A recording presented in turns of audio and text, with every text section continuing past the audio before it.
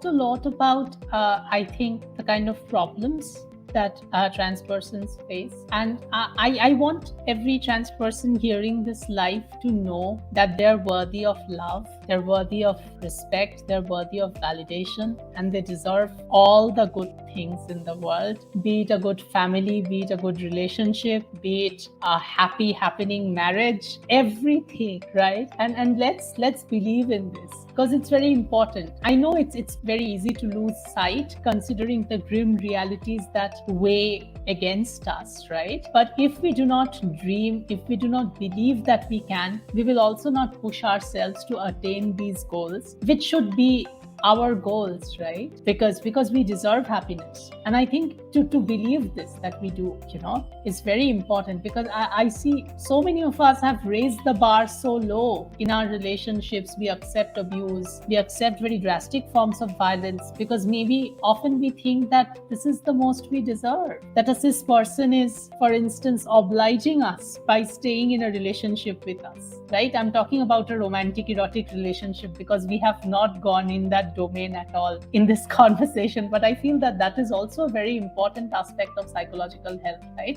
Because when a trans person is transitioning, often for their partner, and if that person is cis, then that is also a journey to, understand and walk with the person. Like I said, for the psychologist, it is easier to walk with the person, because the psychologist receives specialized training and can always see the trans person who is their client as a client. So there is some sort of distance. But for a partner, this relationship is so enmeshed that to understand, that what are the unique needs of your partner right now, and to also check in. It might so happen that you are comfortable with your partner's transition up to a certain point in time, and then you are not. That is not the fault. The fault is if you do not communicate it clearly. So go to a therapist if necessary, talk about your issues, seek closure. And if you cannot also continue a relationship without hurting the partner, respectfully take an exit. So I think this is very important. I thought that this is something that I should address, because this is a very niche area,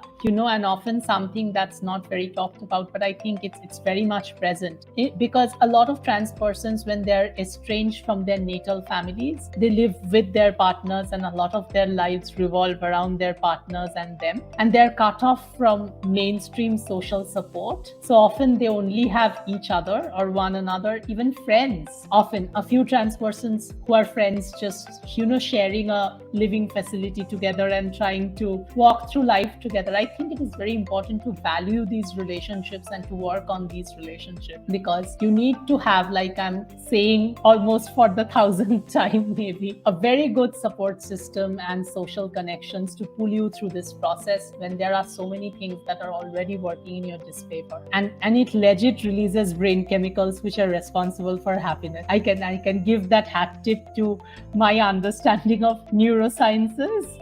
It legit does. So it actually makes you feel good, because the feel good hormones are released when you have good social connections, when you have people you can return to, you feel loved by them. So ensure that for yourself, and do connect with your hobbies. Very important. Find pursuits that give meaning and purpose to your life. It can be dance, it can be karate, it can be anything, kickboxing, it can be hiking. Do not lose out on the vision of who you are as a person. I think transness is not the sole aspect of your identity. You are a complex individual with different values, interests, hobbies, skill sets. Do not lose sight of that. While transition is a very important part of your journey, it is a part. Your journey has other aspects. And if you continue neglecting those aspects, then your vision will become so narrowed that it will be difficult for you to, find breathing space in your life. So keep those breathing pockets open for yourself. I think that is also something that I wanted to talk about. And if you see that a particular professional is transphobic, do not think twice before rejecting their services. This is something that I feel is very important, because none of us